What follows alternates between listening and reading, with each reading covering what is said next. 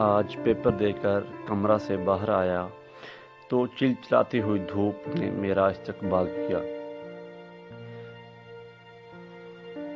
سوچا باہر کسی فوڈ کارنر پر بیٹھتا ہوں، تب تک باقی دوست بھی پیپر دے کے باہر آ جائیں گے۔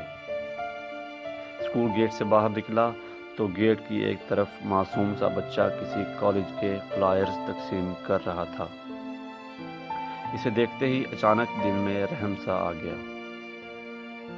اس کے پاس گیا اور اس سے پوچھا کہ آپ یہ کیوں تقسیم کر رہے ہو؟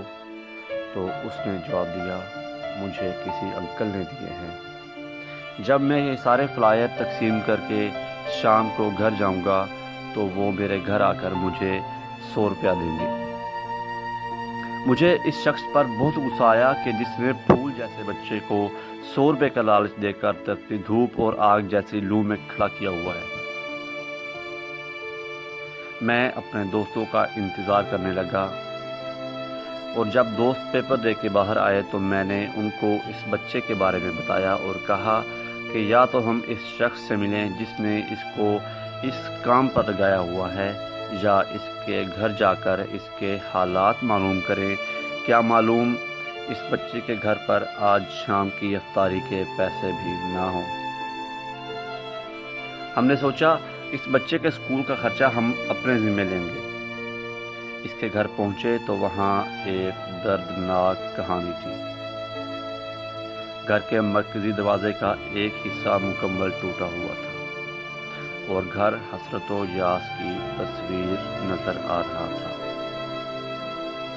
اس بچے کی والدہ کو بلایا گیا اور اپنا تعارف کروایا اور کہا کہ ہم آپ کی ہر ممکن مدد کے لیے تیار ہیں۔ آپ اپنے بچے کو اسکول نہیں بھیجتے صرف خرچے کی وجہ سے، تو اس کے تعلیمی اخراجات ہم اپنے ذمے لینے کو تیار ہیں۔ تو اس کی والدہ نے کہا، بیٹا ہم تو باقیوں کی نسبت بہتر زندگی گزار رہے ہیں۔ یہ بچہ اسکول بھی پڑھتا ہے مگر سیکنڈ ٹائم کوئی نہ کوئی کام کر لیتا ہے جس سے اس کو پیسے مل جاتے ہیں۔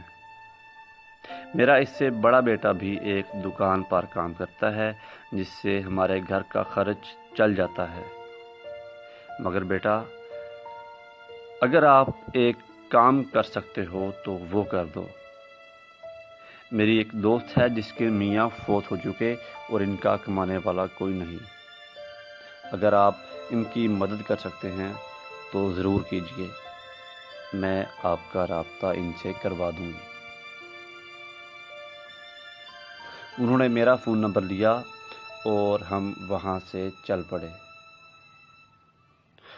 اور اب تک میں یہ سوچ رہا ہوں کہ ایسے لوگ بھی دنیا میں ہیں جو خود انتہائی قسم پرسی کی زندگی کے باوجود دوسروں کا خیال رکھتے ہیں، اور دوسری طرف کچھ بے حس سکول والے جو ایک معصوم بچے کو کہ جس کی ابھی کھیلنے کودنے کی عمر ہے، جس کے ہاتھ میں اپنی کاپیاں کتابیں ہونا چاہیے تھی، وہ دوسروں کے لیے ایک اسکول کے فلائر ایک اسکول کے باہر بیٹھ کر تقسیم کر رہا تھا۔